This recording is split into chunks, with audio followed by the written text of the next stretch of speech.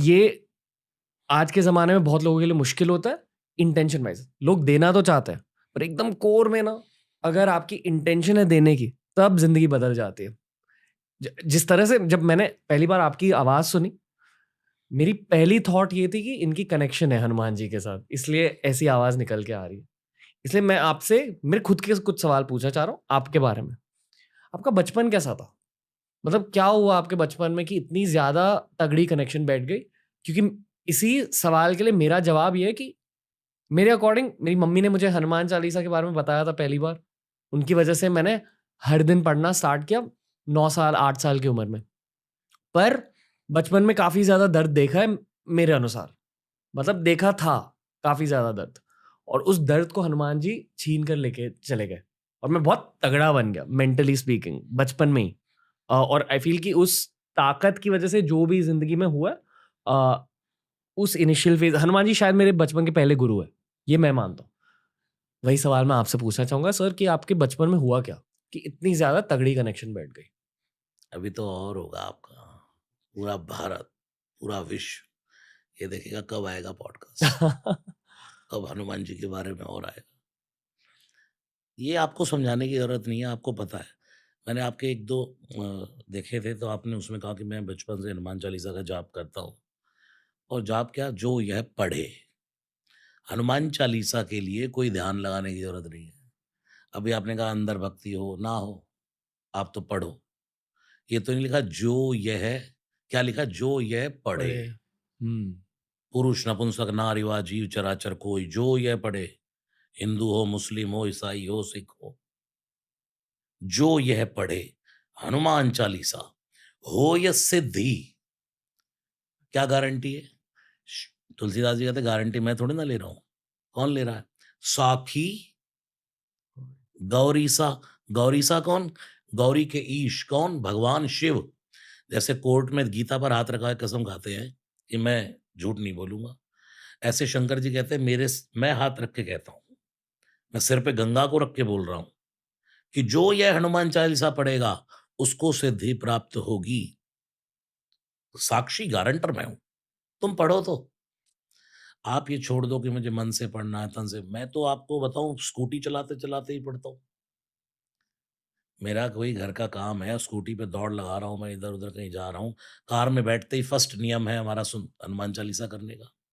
और ये मैंने जब मेरे पास फटीचर सी गाड़ी थी स्टार्टिंग, तब से स्टार्ट किया। और आज श्री हनुमान जी की कृपा से बढ़िया गाड़ी है, तब भी हनुमान चालीसा बैठते ही करना है। हुँ। फिर हमने एक दैनिक हनुमान चालीसा शुरू किया फ़ेसबुक पर, उसके आज 731 हो गए जो आपकी आज गाड़ी में करके आया हूँ मैं। आपकी गाड़ी में करके आया उसको। तो 731 हनुमान चालीसा आज फ़ेसबुक पर हो गए। ये तो एक काउंटिंग इसलिए कि उसको बहुत लोग सुनते हैं। 10 सुने, 20 सुने, 50 सुने, 100 सुने। कुछ लोग ऐसे भी जो मेरे को बोलते हैं, "महाराज जी आपका हनुमान चालीसा लगा देते हैं हम और इतने में मेरी आरती पूजा हो जाती है।" यही, ये कहना चाह रहा था मैं कि आपके गीत चलते जाते हैं, हमारे भी स्टूडियो में। अम, देवता जितने भी देवता हैं, वो क्या चाह रहे हैं कि यूथ इतना ज़्यादा कनेक्ट क्यों हो रहा है सनातन धर्म के साथ? कुछ तो हो रहा है उस दुनिया में। बाढ़ आ गई है राम नाम की। मैं ये जानना चाह रहा हूँ कि क्यों? और मतलब कोई तो वजह होगी कि आपका सॉन्ग मुझे रिकमेंड हुआ या इस पॉडकास्ट के थ्रू मुझे आप जैसे लोग, राजर्षि नंदी जैसे लोग, ये सब लोग मिले हैं। मैं सीख रहा हूँ, दुनिया भी सीख रही है पॉडकास्ट के थ्रू। पर इसके पीछे कुछ तो वजह है। उस वजह के बारे में मैं बहुत ज़्यादा सोचता हूँ और मुझे अब तक जवाब नहीं मिला है। मैंने इससे पहले आपका पॉडकास्ट कभी नहीं सुना था, जब कॉल आई। जी।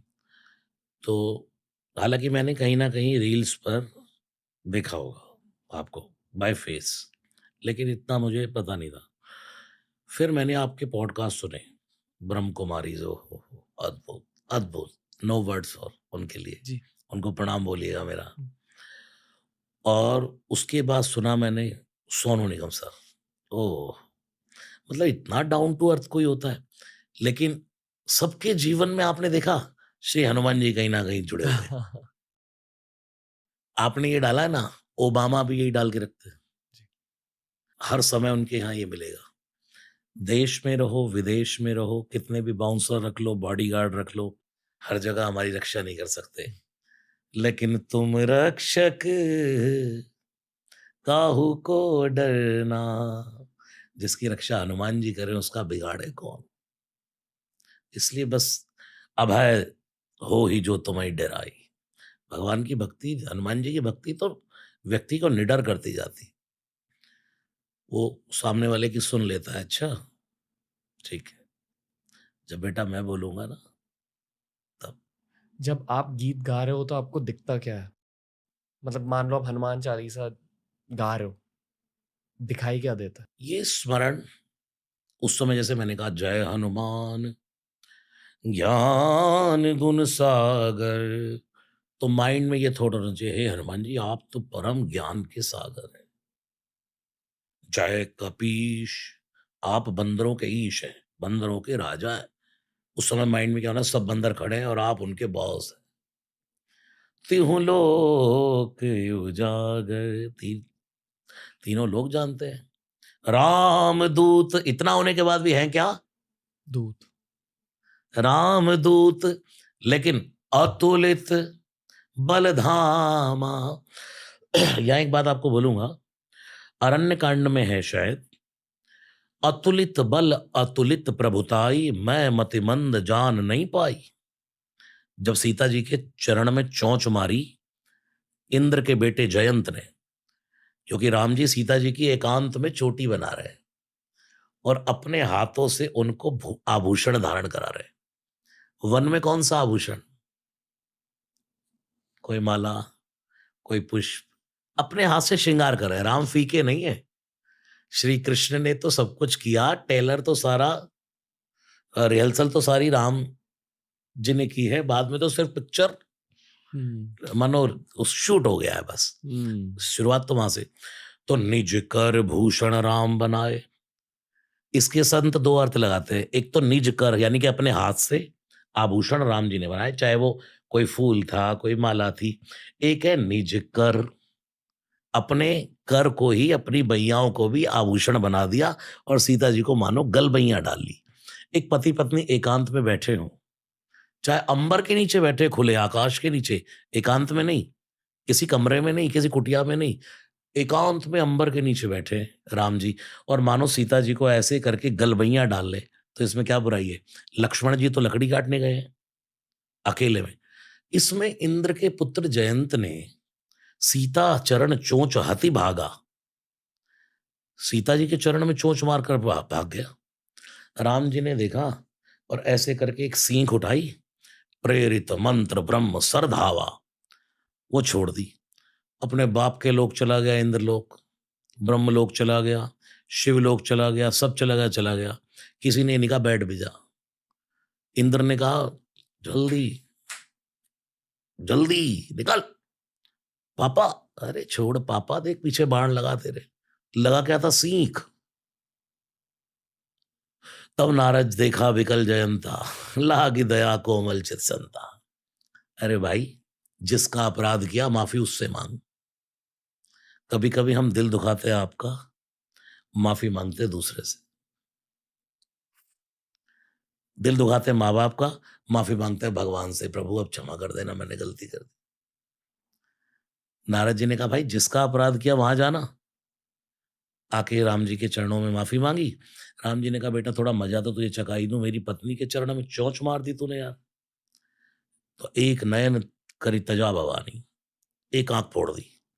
यानी कि जो दूसरे के सांसारिक जीवन में भंग डालता है, चरित्र भंग हो जाता है जिसका, जो एक पति पत्नी के जीवन में चोंच मारता है, वो एक नयन का कर देते उसको भगवान।